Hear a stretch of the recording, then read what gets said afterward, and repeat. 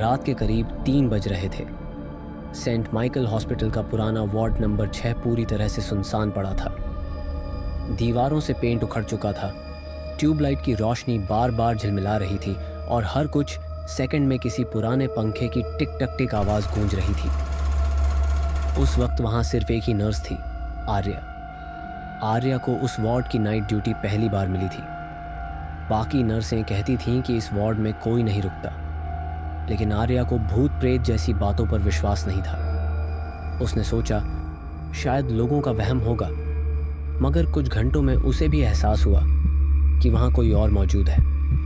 करीब 3:15 बजे वार्ड के अंत में रखे मॉनिटर की बीप अचानक तेज होने लगी, मगर उस बेड पर कोई मरीज था ही नहीं। आर्या धीरे धीरे उस ओर बढ़ी।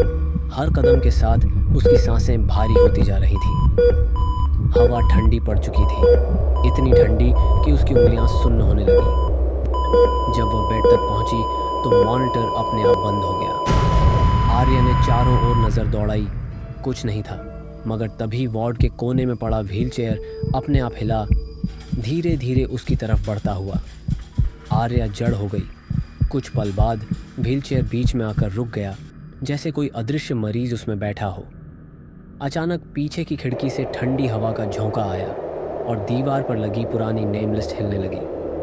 उस पर लिखा था, नर्स अंजलि मृत, 12 जून 2018 ड्यूटी के दौरान। आर्या ने नाम पढ़ा और कुछ याद आया। उसने सुना था कुछ साल पहले एक नर्स ने यहीं अपनी जान दी थी, मरीजों की लगातार मौतों से टूटकर। कहा जाता था वो आज भी हर रात अपनी ड्यूटी निभाने लौटती है। आर्या की गर्दन अकड़ गई। उसने महसूस किया किसी ने उसके पीछे आकर धीरे से उसका कंधा छुआ। उसने झटके से पलट कर देखा, कोई नहीं था, मगर उसके बैज पर किसी की उंगलियों के निशान साफ दिखाई दे रहे थे, ठंडे गीले निशान। डरी हुई आर्या ने फौरन वार्ड का दरवाज़ा खोलने की कोशिश की, लेकिन दरवाज़ा अंदर से बंद था। तभी मॉनिटर फिर से चालू हुआ। स्क्रीन पर एक लाइन उभरी, patient stable, nurse on duty. Arya के हाथ कांपने लगे। स्क्रीन पर यह लाइन अपने आप दोहराने लगी, बार बार, जैसे कोई अदृश्य नर्स वहां खड़ी रिपोर्ट दे रही हो। सुबह जब बाकी स्टाफ पहुंचा तो वार्ड का दरवाज़ा खुला मिला, लेकिन अंदर आर्या नहीं थी। सिर्फ उसके बैज और स्टेथोस्कोप बिस्तर पर रखे थे।